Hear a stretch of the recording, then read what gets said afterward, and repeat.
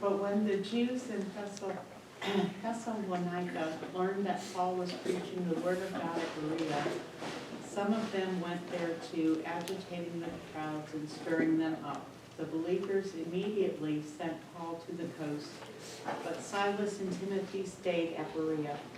Those who escorted Paul brought him to Athens and then left with instructions for Silas and Timothy to join him as soon as possible. While Paul was waiting for them in Athens, he was greatly distressed to see that the city was full of idols.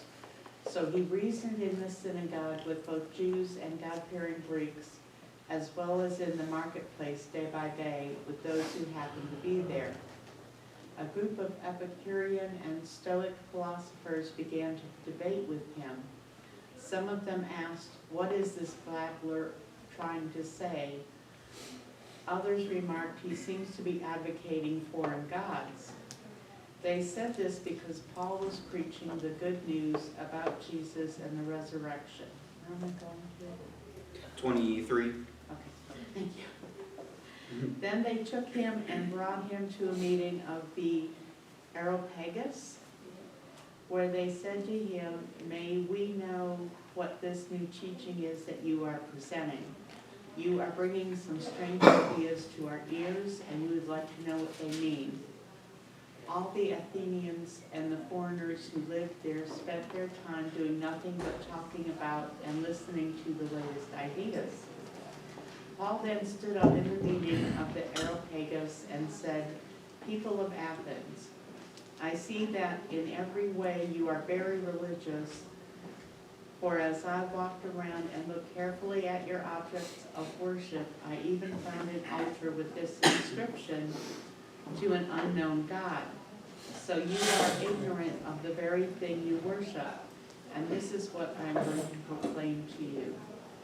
The God who made the world and all things in it, since he is Lord of heaven and earth, does not dwell in temples made with hands, nor is he served by human hands as though he needed anything, since he himself gives to all people life and breath and all things.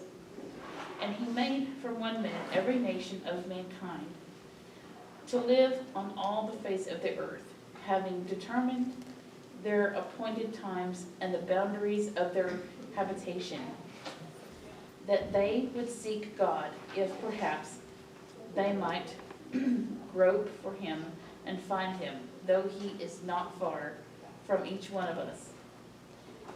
For in him we live and move and exist, as even some of your own poets have said, for we also are his children. Being then the children of God, we ought not to think that the divine nature is like gold or silver, or stone, an image formed by the art and thought of man. Therefore, having overlooked the times of ignorance, God is now declaring to men that all people everywhere should repent, because he has fixed a day in which he will judge the world in righteousness through a man whom he has appointed, having furnished proof to all men by raising him from the dead. Now when they heard of the resurrection of the dead, some began to sneer, but others said, "We shall hear you again concerning this." So Paul went out of their midst. But some men joined him and believed, among whom also were Dionysius the Areopagite and a woman named Damaris, and others with them. Great. Thank you very much. You got a few tricky names in there. All right, so going back to verse 13, we'll pick up, or we'll kind of carry on where we left off last week, and we'll get up to verse 16, which is kind of our starting point here. So when the Jews in Thessalonica learned that Paul was preaching the word of God at Berea, they went there too, agitating the crowds and stirring them up. The brothers immediately sent Paul to the coast, but Silas and Timothy stayed at Berea. So verse 13 there, once again, I mean, these Jews, they were content to travel some distance out of their own towns to persecute these missionaries. This isn't the first time that we've seen this, right? It was when they traveled to, I think it was Iconium, wasn't it? So they are very zealous to do this, to silence them, or at least attempt to. They're unsuccessful in that matter. But that's the first fill in the blank. That was number 6 last time that we didn't get to. So once again, we see how the zeal of the Jews. Once again, we see how the zeal of the Jews drove them to travel to where the missionaries were, just to try and silence them. And what with them? Silence. Oh, Yeah, so once again, we see how the zeal of the Jews drove them to travel where the missionaries were, just to try and silence them. Can you read it? Right, funny.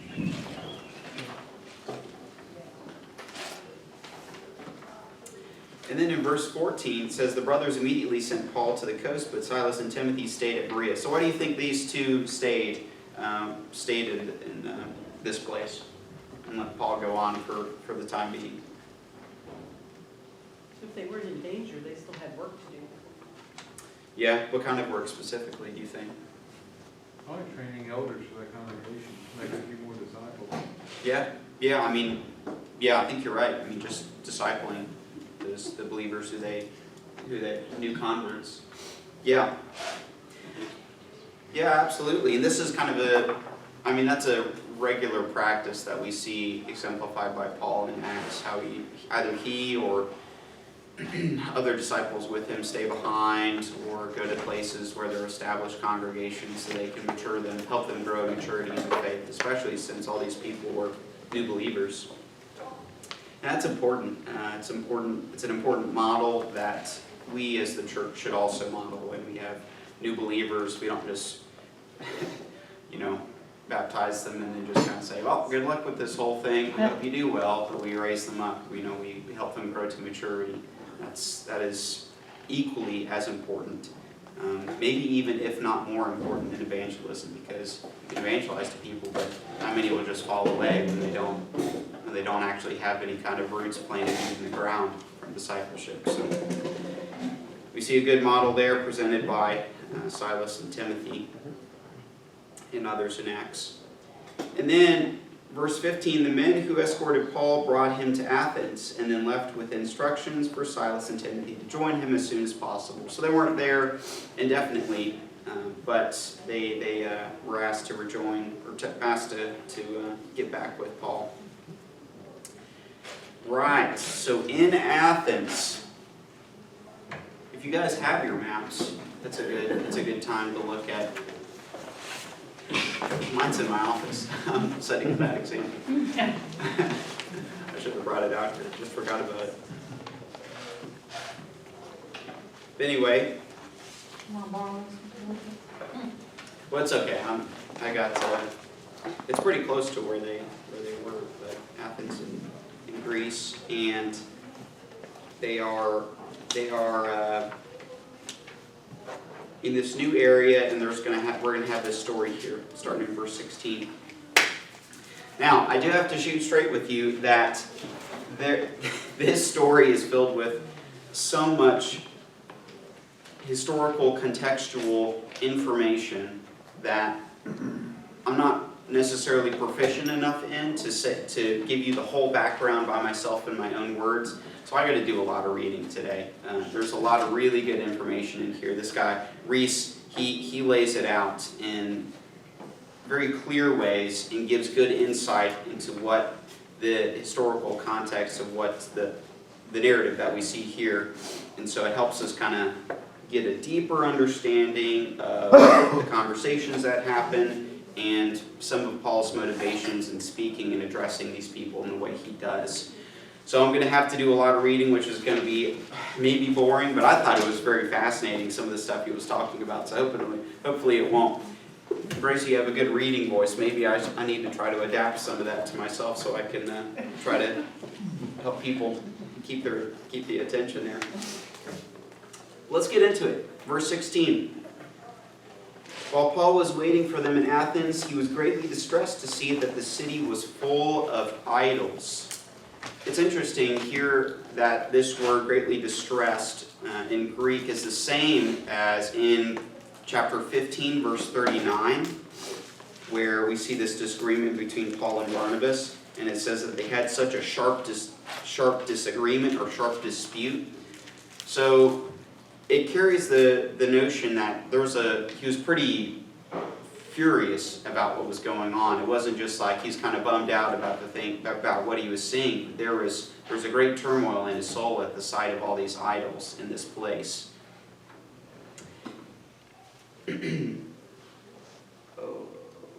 Full of idols. Okay, and then the other thing was, as I was reading, was kind of funny. Was it at this point or somewhere else? I wonder if I wrote it down. Oh yeah, I did write it down. So one of a Roman author said about Athens at this time period that it is easier to find a god than a man there. As he said that kind of humorously, but it was just a culture that had so many, busts of these gods that they worshipped and places of worship, temples, altars, things like that, where this was just such a religiously centered area to where, it was obviously polytheistic, but there was, an idol around every corner essentially. And so this is what Paul was witnessing at this time. And it goes on, verse 17, so he reasoned in the synagogue with the Jews and the God-fearing Greeks, as well in the marketplace day by day with those who happened to be there. That's an interesting follow-up to verse 16. So why do you think that Paul did this? Why do you think he went to the synagogues first in this place? Maybe to calm them down. So what was that? Sorry, Jim? To calm Calm them down. Calm them down? Some of them get out of hand. Well, they should only be. Well, I think... He knew how to preach to the Jews since he was one of them. Mhm. And I think he would find a more receptive audience there than he would among some of the pagan and polytheistic cultures that he was dealing with. So he hit the monotheistic ones first. Yeah. I think that was always common practice too. They would go first to the Jews, Mhm. and then when they were rejected there, then they turned to the Gentiles. Mhm. Yeah. Yeah, and that's even stated in Romans 1:16, which I can't remember exactly. I'm not ashamed of the gospel of grace, for it is the power of God, first to the Jew, then to the Gentile. That's the Ross McSherry paraphrase. For I am not ashamed of the gospel, for it is the power of God for salvation to everyone who believes, to the Jew first and also to the Greek. So, I'm not saying that there's some sort of inequality on the basis of salvation between the two, but certainly the opportunity for these Jews, it was their Messiah, right? The Jewish Messiah that was supposed to come and bring salvation in God's kingdom. So they had the first opportunity to believe in Jesus, even in Jesus' ministry on earth. And then that's kind of carried on into Paul's ministry, I think, as you're pointing out there, Don, that it was a regular practice as he was going about traveling from place to place, that he would often, first time, just go into the synagogues in the area, if there were any, and to reason with the Jews. So that's what he does, and I think you're right. There's some common ground there. He knows how to preach to the Jews. We've seen that earlier in this book, how he is very, he speaks effectively, but he doesn't always get an effective response from the Jews. It usually gets a pretty negative one. But he goes, nevertheless, into these synagogues and to reason with the Jews and the God-fearing Greeks, as well as in the marketplace day by day with those who happen to be there. So with any pagans that were there as well. So there were some Gentiles being captured in this teaching. Shouldn't they be kind of backing him though? Whether they believe Jesus is the Messiah or not, they still have just one God. Yeah. You'd think that. But yeah, we've seen that hasn't always been the case in the past. Even just last week we talked about how, I think it was last week, how the Jews were willing to work with these evil, I forget, rebellious men of bad character, just to try to get these new disciples in custody. So, Jewish action is not always consistent with what they say they believe, and for some of these leaders who he's talking to, unfortunately. But yeah, you're right. It should be like, you should find reason there. But so that's what he does. So he's going through the synagogues, and the synagogue, Jews, as well, marketplace, day by day with those who happen to be there. Now, here's where we're going to have to get to a little bit of reading. A group of Epicurean and Stoic philosophers began to dispute with him. Some of them asked, "What is this babbler trying to say?" Others remarked, "He seems to be advocating foreign gods." They said this because Paul was preaching the good news about Jesus and the resurrection. All right, so for us here today in the 21st century, we hear of Epicurean and Stoic philosophers, and I was like, all right, what's that mean? So maybe some of you know what those philosophies are about and some of the major ideas and beliefs, but I didn't. So this was helpful for me to kind of understand some of that. Now, in your fill in the blanks, just thought that we would do this, write down these major tenets of both Epicureanism and Stoicism, just because it's going to be really cool. It's going to be really cool and interesting how Paul, no, I don't want to spoil it, but it's going to be important to know some of that stuff. So let's write some of these down. Even in the right section. I'm all out of sorts today. All right. Yes. So the Epicurean philosophers. So these were kind of the two greatest schools of thought in Greek culture and in the first century. And so some of the major tenets of the Epicureans were: 1, pleasure is the highest goal of life. Pleasure is the highest goal of life. It's not, and that, we read that as meaning like hedonism, just the self-service, just self-service in itself. Anything that you want to do, anything that makes you feel good, you want to do. But it's more so along the lines of like generosity, kindness, communal welfare, patriotism, things like that. That's kind of what it's talking about there. That kind of pleasure is the highest goal of life. That's what they had thought. And then number 2, all matter is eternal.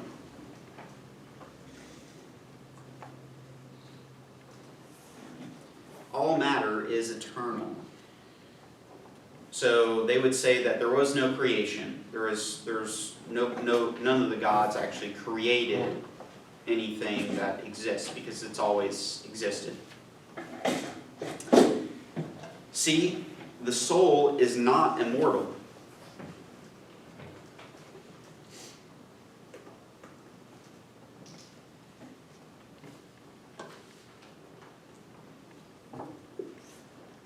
So, in other words, after you die, it's just kind of it, right? No form of consciousness after that. 4, or E rather, there is no judgment after death for the deeds done in life. So that kind of follows that third one, but there is no judgment after death for the deeds done in life. Hey Ross, what's D? Yeah, you I don't said, recognize that in the alphabet, actually. It's a little controversial, but it's just more about, it's just It's in a, your alphabet. yeah. Yes, some specific. I tell you, it's hard man, to get to an F, I guess. I did it in 3 too, in the third one, A, B, C, E. I just don't like, I never liked the letter D. It's Did you get them a lot in just school? a personal vendetta. Sorry, Ross. You're just saying who's paying attention, right? Right. Who's a test? See if you catch that. He passed. Oh, well, I just marked, Yeah, he's got it. Yeah, I'll have to remember to do that next time. All right, so I guess if you're a traditional person, then the last one would be E, but for our sakes, it's F here. Gods do not have any providential control over human affairs. Gods do not have any providential control over human affairs.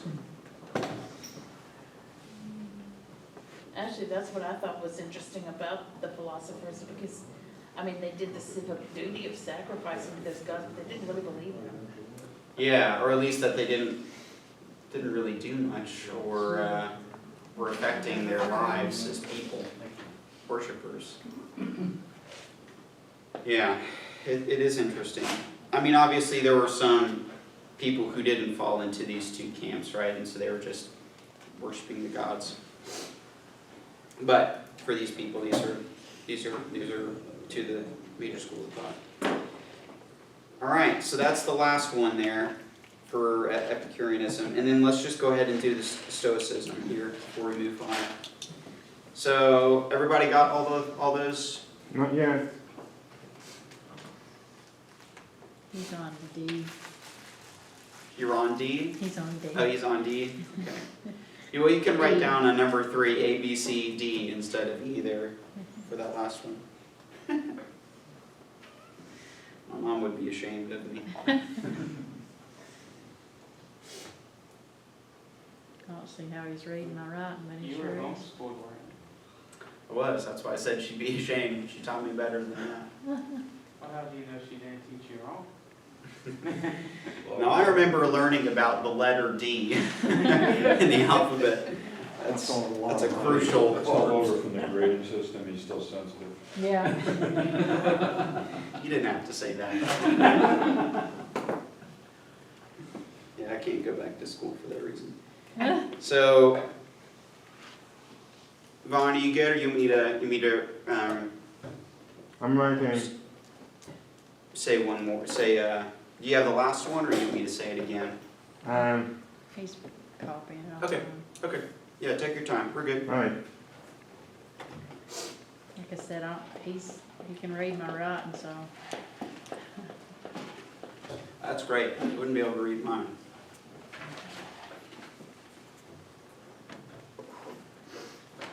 Trouble is typing.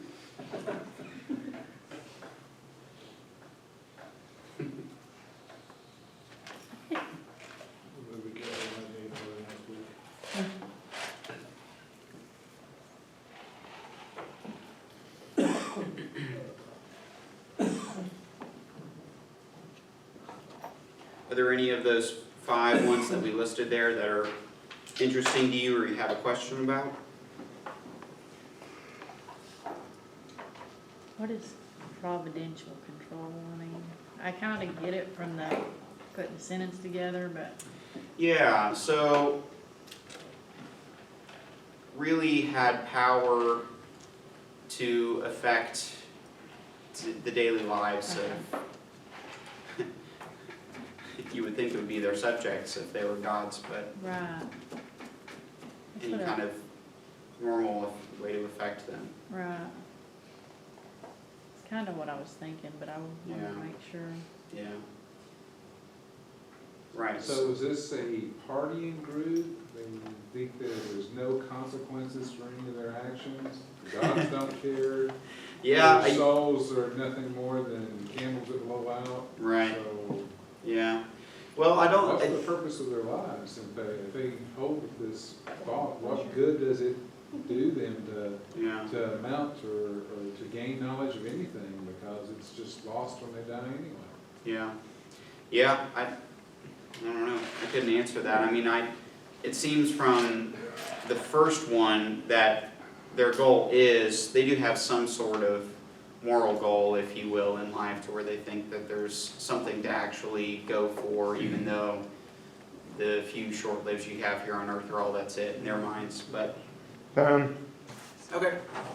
But yeah, it is interesting. I mean, You know, these 5 things is really where our society is today, when you stop and look at those. Yeah. Yeah, I'd say it's probably worse than what's listed here. Yeah, probably, but I 'Cause- mean, we, all of those things are taking place. Yeah. Yeah, I know, it's not even, for them, it wasn't about hedonism, but our culture is really. It's just about doing what you want and not wanting consequences for it. All right, let's do stoicism here. So the first one, A, the world was created by Zeus.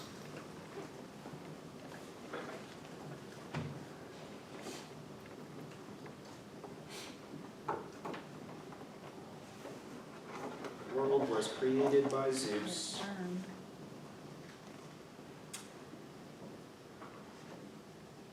B, all things are governed by the fates and quotation marks.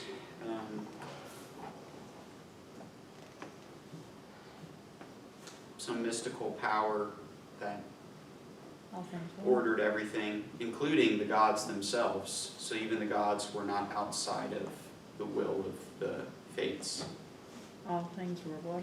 All things are governed by the fates.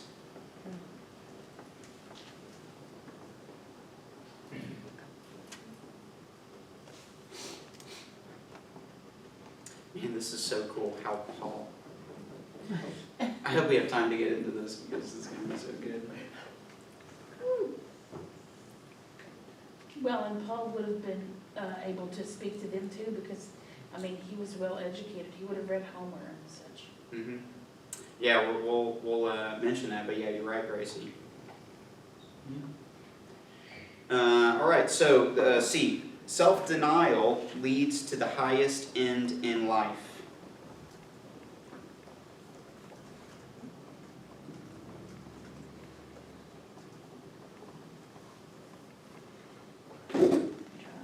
Self-denial leads to one. To the highest end in life. So, kind of the idea of this indifference to either pleasure or pain, just sort of apathy, not caring too much about the way things go, that in their minds was a good thing, and that was, they were on the right track to leading a good life. So self-denial leads to the highest end in life, and the last one is the soul is not immortal. So similarly to the Epicureans, exactly the same to the Epicureans, they said that the soul is not immortal. They denied that.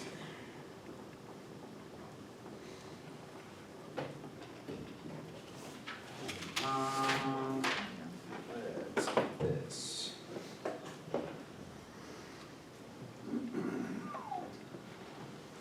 I need this thing to be bigger. Okay. So, those are some of the major tenets of these two schools of thought, and that kind of information will help us here as we continue on reading.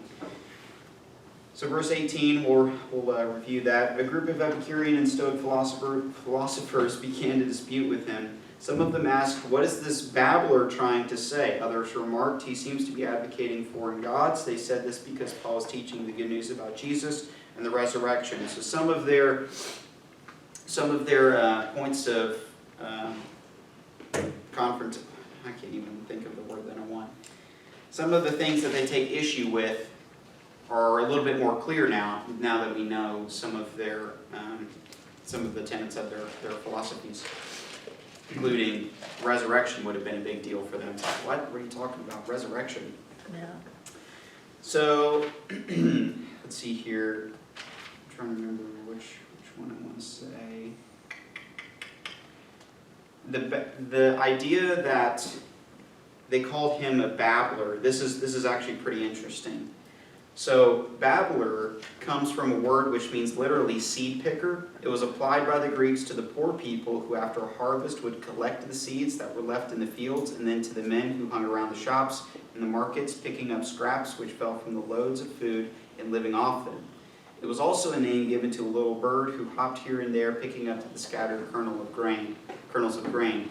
So the word then came to be applied to men who picked up scraps of information here and there and then tried to palm them off as their own.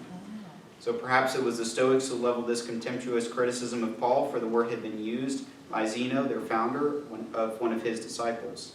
So some of the Greek philosophers who conversed with Paul dismissed him as a man who had picked up bits of philosophy here and there and was proclaiming merely a synchristic philosophy. So synchristic just means blending some things that he had heard together and presenting it as kind of his own idea. So they thought he was just essentially a stupid person who was just this charlatan who was just trying to, talk about all these things that he didn't really understand but had little bits and pieces of, and was trying to say that he had some authority on the matter. They're wrong. That's what he says. Or that's what they thought anyway. And then verse 19, then they took him and brought him to a meeting of the Areopagus, where they said to him, may we know what this new teaching is that you're presenting. So the Areopagus was the hill on which, or they took him to the hill on which they have like their Supreme Court, if you will.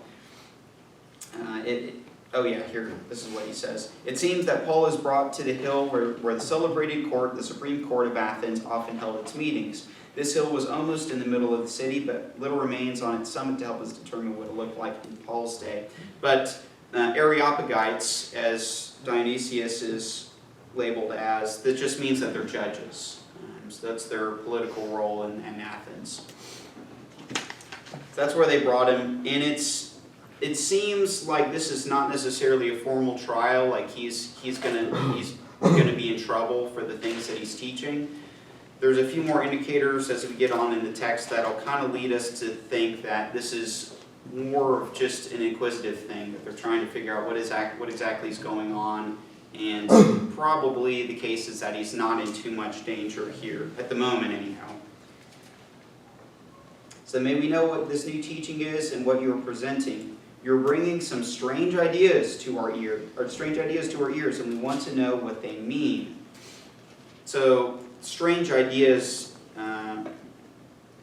don't mean necessarily peculiar as we think of them, but more of just like of foreign nature geographically. Like this is some god or something that he's coming to tell us about from far away or something along those lines. And we know that in this time,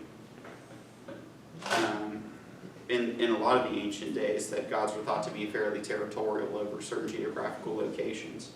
So this is just saying that he's bringing this strange foreign idea to us. And then, verse 21, all the Athenians, Luke gives us this little note here, all the Athenians and the foreigners who lived there spent their time doing nothing but talking about and listening to the latest ideas. So that's either was just giving us some information. This is what they did. This is what they spent a lot of their time on. So they were interested to talk to Paul. In verse 22, Paul then stood up in the meeting of the Areopagus and said, men of Athens, I see that in every way you are very religious. Reese notes that this could also be translated as what he says here is very superstitious. So it could be kind of a slam on his part in talking to them, or it could be a commendation, saying that they are very spiritual people and seeking something. So here we get into kind of the meat of this story. You're very religious. For as I walked around and looked carefully at your objects of worship, I even found an altar with this inscription, to an unknown God. Now what you worship is something unknown. I am going to proclaim to you. So he's very respectful in his address. He says, men of Athens. So he's not just immediately criticizing them right off the bat for everything that they believe, but he's trying to gain their attention. He's trying to speak to them in a somewhat respectful way. And so he does. And he mentions this unknown God, in whom Reese, this is a really, really helpful thing, I thought. This note on this altar to an unknown God.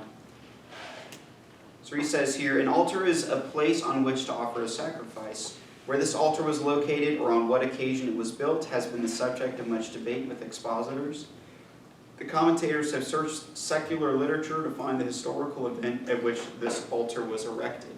For example, many appeal to the time when Epimenides of Crete, who, as a great prophet, was invited to Athens at a time when the city was suffering from an epidemic, as affording a probable explanation of its origin. It is said that he turned sheep loose into the city, and wherever the sheep happened to stop, there they were sacrificed. If no altar was near, the Athenians sacrificed to the unknown god who should be worshipped there, and who, they thought, had the power to stop the plague if he would just get over being angry with the Athenians. There are so many causes which may have led to this altar that it is impossible to fix upon any one with much assurance. It is sufficient that such existed and answered Paul's purpose in proving that the Athenians were very demon-fearing, and also served as an introduction point of contact for the presentation of the only true and living God. So the big thing for Reese there is, I think it's 1 Corinthians 1:10, where it says all the idols of the people are demons.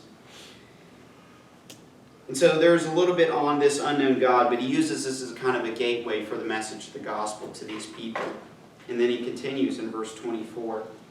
The God who made the world and everything in it is the Lord of heaven and earth, and does not live in temples built by hands. And he is not served by human hands as if he needed anything, because he himself gives all men life and breath and everything else. So what is Paul doing by saying these things here?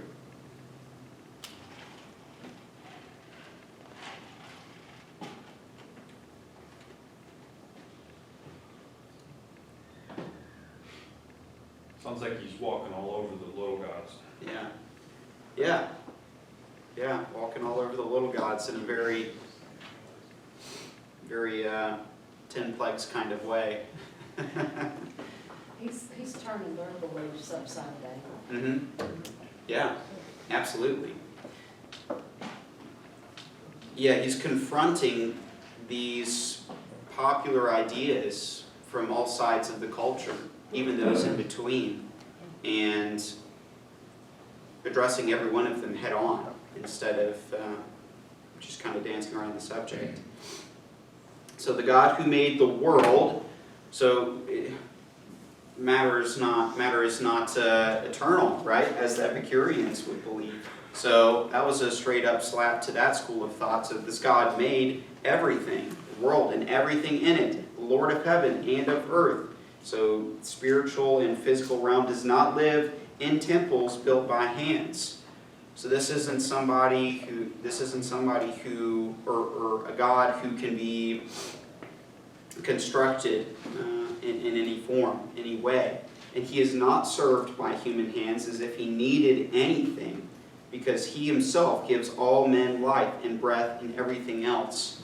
So where these people with their deities would have thought that they could have provided something to the gods to kind of appease them and maybe experience some better treatment from their gods that they worshipped or things like that, so to give them some sort of pleasure in some way, the gods. Paul makes it clear that mankind cannot give anything to God that he himself does not possess, that he is actually the creator of all, and that he is the one who gives all men life and breath and everything else. So yeah, I think you're exactly right. He is attacking all of these ideas, all of these thoughts that were previously, or that were held at this time by these people. And the little note there on, well, as if he gives all men life and breath and everything else. There were some commentators who struggled with the difference between life and breath here, but I think Reese makes a good point that it could be, yeah, the writers have struggled in an attempt to explain the difference between life and breath. Perhaps the best distinction is to suppose that the first term speaks of life itself, existence, while the second refers to the continuance of that life. God provides the oxygen which men must have to breathe, etc. God is a preserver and sustainer as well as creator. He provides all things necessary for the preservation of life and breath. So this is what he's doing, and it is very reminiscent of what God did with the Egyptian gods in the 10 plagues by individually attacking these gods who were supposed to be in control of these certain elements or certain things. And so God actually, or Yahweh, like Moses showed how, or told Pharaoh how Yahweh was going to actually do all of these things which would contradict what they believed their gods had control over. And then all of those things happened. So this is very reminiscent of what Paul's talking about here, or what that story in the Old Testament. But that's what he's doing, exactly. And then, it's already 7:25. Oh my gosh. All right, from one man, verse 26, he made every nation of men that they should inhabit the whole earth, and he determined the time set for them and the exact places where they should live. All right, let me see here. So, I mean, all things are governed by the fates, that all this is supposed to end up, how the fates decide and things like that. Even the gods are controlled by the fates. Paul's saying, nope, God is in control of all of this, even where, people are placed. And so he proceeds to say that at the determines the set times for them and exact places where they should live. God did this so that men would seek him and perhaps reach out for him and find him, though he is not far from each one of us. Oh, that's so much to do.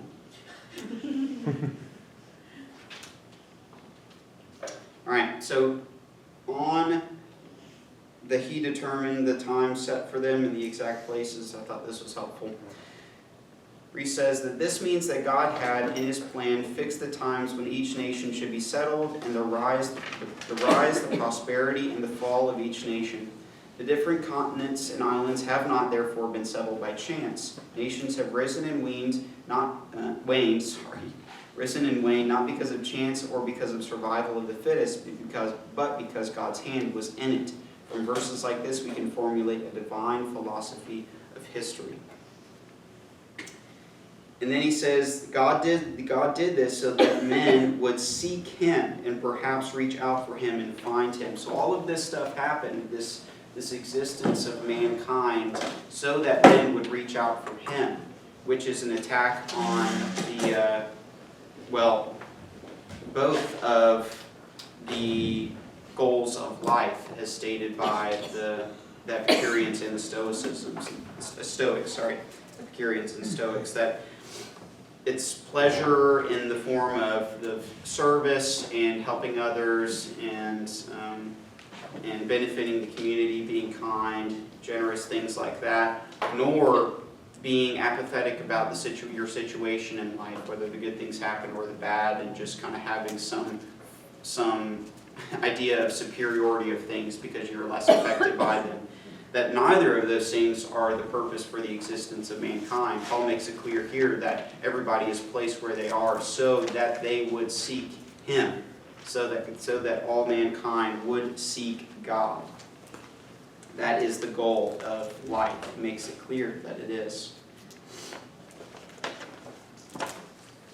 God did this so that men would seek him and perhaps reach out for him and find him, though he is not far from each one of us. And then that's Reese notes here just real quick. Perhaps they might grope for him and find him is what I think that was the King James, but this is what he cites. Perhaps implies that it is possible to find God through natural theology, which Paul alludes to in Romans 1, and you can see that kind of idea in Psalm 19 as well. Through natural theology, recognizing God through the created world, seeing that men are without excuse, but that it might be attended with some difficulty, and even when he is finally recognized, the knowledge will only be a partial knowledge. So there is an understanding from the observance of the created things, from the world, that God exists, but a full understanding of God can't be attained through that natural theology, in other words.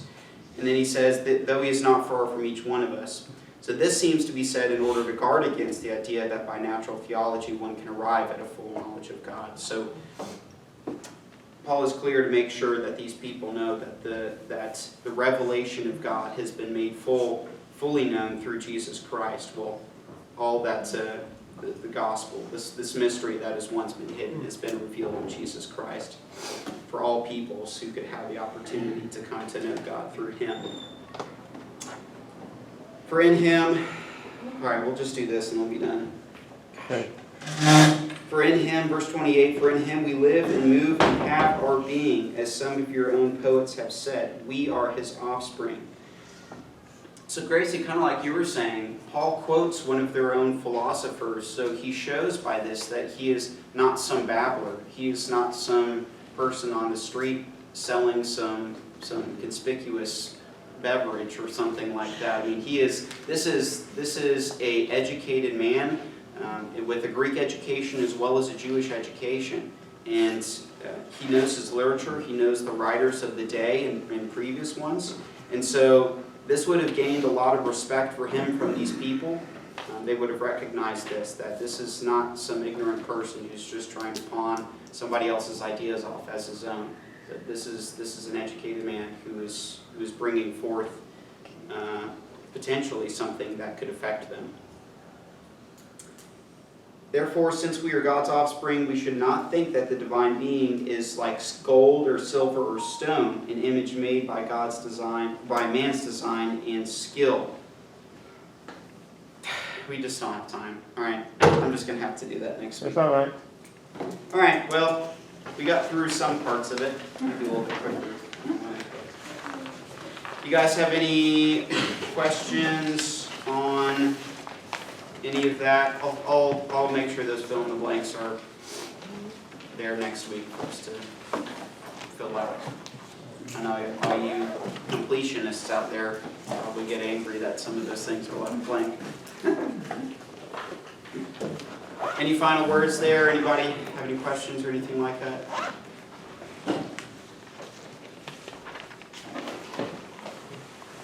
It's interesting. Yeah. It's very interesting how Paul dealt with each different group. Yeah. It is. And there's some really good application there. We'll talk about it next week.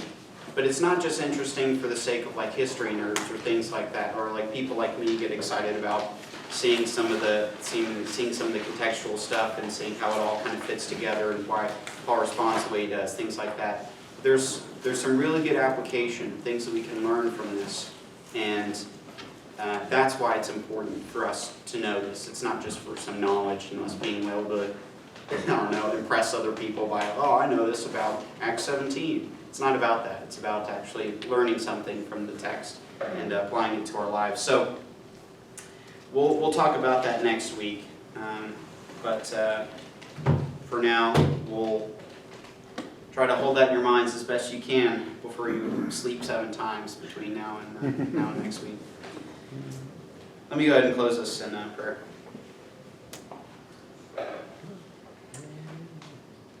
God, we thank you for your word and how you have revealed yourself in it, and we're grateful to be able to have the Bible so accessible to us today, and we ask for your wisdom as we go about studying it and the remainder of this book, and as we think about how we can apply these truths to our lives and live more fully in your way. Let us go now. Just guided by your Spirit, strengthened by your Spirit. Go in peace as we sleep this evening, and let us just live as lights in our homes and in everybody who we interact with day to day. Live as the salt and light. In the name of Jesus we pray. Amen. Amen.